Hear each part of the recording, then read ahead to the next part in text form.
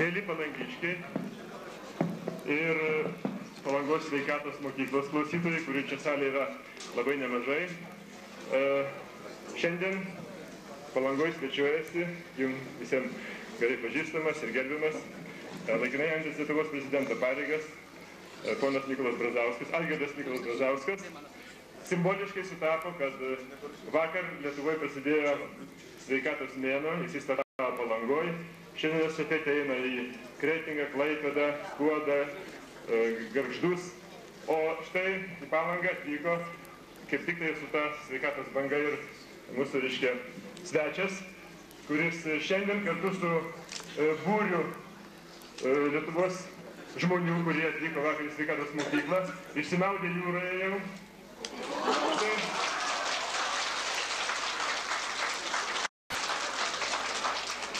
Kartu šiandien maudėsi didžiulis būrys mūsų klausytojų mokyklos. Bet, na, ir jūs turite puikiai progą šiandien pabendrauti ir išgirsti atsakymus jų rūpius klausimus. Kartu noriu pristatyti patikėtinius iš dešinės pusės Giedrius Petružis, patikėtinės Klaipėdos kraštui, profesorius Jurgis Brėdikis ir profesorius Sondeckis. Na, o kadangi laikas yra ribotas, turime laiko iki 11, todėl iš karto ir pradėkime, klausykimės mūsų svečią. Prašome. Labadiena, mėly palangiškiai ir tie, kurie atvyksta į Palangą įvairiais tikslais ir sveikatos pataisymui pirmaeiliai. Mūsų šitas toks susitikimas, aš negalvojau, kad tiek daug prisirinks žmonių. Aš maniau, kad mes čia tik tai taip pažiūrėsim, kaip čia taip liūdnai Palanga atrodo ir važiuosim toliau. Bet jūs tiek daug susirinko, kad mano pareiga pristatyti ir pasakyti turbūt savo nuomonę kai kuriais klausimais. Ir taip pat galbūt ir jūs išgirsti nuomonę arba jau aš matau, įdomumas yra ir daug prirašyta visokių ir pasiūlymų ir klausimų, kuriuos aš pabandysiu atsakyti. Aš labai apgailestauju, kad mes labai daug laiko neturime, todėl kad rinkiminės kampanijos metu tenka spėti pabuvoti daug kur. Tai ir šiandien mūsų laukia ilgas kelias dar per Kretingą į Šilutę ir tik tai jau vėlai vakarė namo turbūt grįšime. Bet kiek yra laiko, aš pasistengsiu pakalbėti ir atsakyti kai kurios klausimus. Tai prezidento rinkimai tai yra toks neeilinis dalykas, todėl kad Lietuvos istorijai visais laikais nebuvo, kad prezidentą arba valstybės vyriausią vadovą tiesioginiu būdu rinktų žmonės ir visi dalyvautų, kas turi teisę balsuoti šituose rinkimuose. Tai yra labai, galėčiau pasakyti, didelis tokios demokratijos pasireiškimas. Ir tai reikia džiaugtis, kad pas mus tokie įstatymai jau yra priimti, nežiūrint visų politinių kovų ir įvairių.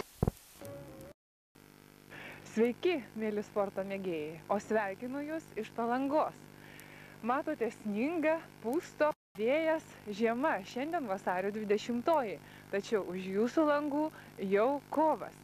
Noriu jūs pakviesti šiandien į Palangą, į Ruonių šventę ir kartu pabėgioti, pasimaudyti štai su šiais laimingais žmonėmis.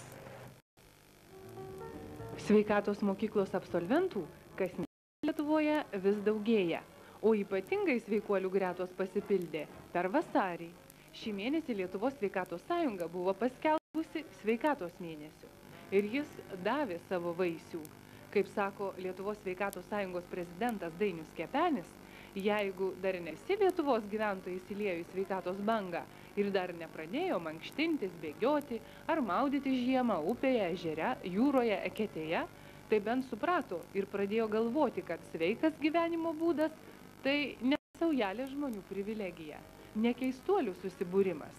Sveikas gyvenimo būdas tai kiekvieno iš mūsų kasdienybė. Jūs paklausite, ką tai duoda.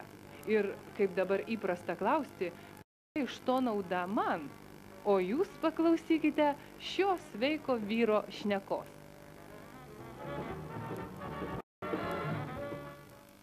Ar jums nešalta? Aš jokių tik maloniau negu rugpjūčio mėnesyje. Jokių ligų, jokių čiaudimų, jokių temperatūrų nepripažįstu, nieko greitai. Ir 3 kart mažiau valgau ir 3 kart daugiau dirbu. Tai Dėjo daryti. Specialiai čia, kad be reikalų naudot maistą ir sveikatą gadyti, čia nesąmonė gryna. Čia įsiaiškinam, kas sveika, kas nesveika. Iš kur? Iš Kauno. Kleboniškių miške gyvenam, mes čia su draugu ir kartu visą laiką dalyvaujam, visose šventėse. Ar sunku to pasiekti? Nesunku, tik reikia suprasti, reikia įsitikinti. Jeigu tik įsitikinai, tai kaip viskas. O taip draugas sakai, ne, sako, durnelis, taip ir taip. O kada pats asmeniškai įsitikina, tai jau nepakeis, man nepasakys, kas aišku. Yra literatūra ir viskas išaiškinta. Ar daug laiko tai atima? Nieko neatima, laiko net kompensuoja. Laiką kompensuoja. Jokio nuostolių čia nėra. O sako, miegu mažai. Miegu 6 valandas, 5-6 gana ir gana. O vieną, jeigu 2 valandas palakstai, tai kompensuoja darbingumą ir maistų mažiau reikia. Jokių apetitas mažesnis ir energijos daugiau. Ir pilvas, svarbu pilvas, kad nebūtų didelis. Jau pilvas didelis, jau nelaimė, viskas. Įmažinti, kaip įmanoma daugiau mažinti pilvą. Fizinį darbą dirba sunkiai. Aš dirbu ant 3 etatų dirbu ir dar plius mėgėjiškai visokių darbų. Tai dirbu už 3 gerus vyrus dirbu. Bet rasiška, fiziniai. Va, matot, ant kulnų ne visi taip turi, kaip aš dirbu. Ant kulnų tiek neturi, kokius pažiūrėkit. Nu, o čia vyriškus, o čia vyriškus. Malonu, kai vienas... Grinai, aš galiu dirbti fizinius darbus už 3 vyrus, be jokio nuovargio. Nepaneigsi to, kad daugelis tik ligos ar kokių negandų prispaustas ateina į sveikatos mokyklą ir beje suranda čia sveikatą. Nors sveikatos mokyklos dėstytojams taip norėtųsi, kad atvažiuotų į mokyklą lygų gydytis, o išmokti be jų gyventi. Dar kartą noriu pasiūlyti jums pasiklausyti visiems puikiai pažįstamo už keleto mėnesių 90 metų sulauksiančio Michailo Kotlerovo. Neverčiu Kotlerovo kalbos į lietuvių. Pasiklausykite, su kokia dвасине стиприбе и энергия jis kalba. День начинается, ну, как я считаю, с того, чтобы культурно проснуться. Это, что значит культурно проснуться? Понятие в это входит 3 элемента. Улыбнуться, посчитать пульс, завести часы. Завод часов – это символ переключения внимания на своего себя. Ты завел часы для чего? Чтобы они работали. Вот точно так же надо ежедневно водить свой организм, чтобы он не ржавел, чтобы он работал. Все просто. Вы каждый день танцуете вальс? Да, когда мне надо побороть злодейку лень, а она не поддается моим усилиям, тогда я обращаюсь к силам Вселенной, которые вошли в мое сознание в образе Бога, как высший идеал вечности и всемогущества.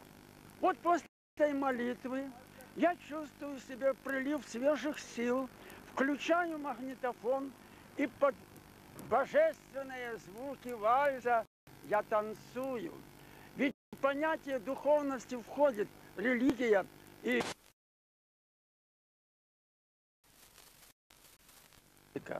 поэтому я сравниваю духовное с телесным. Вот так я настраиваю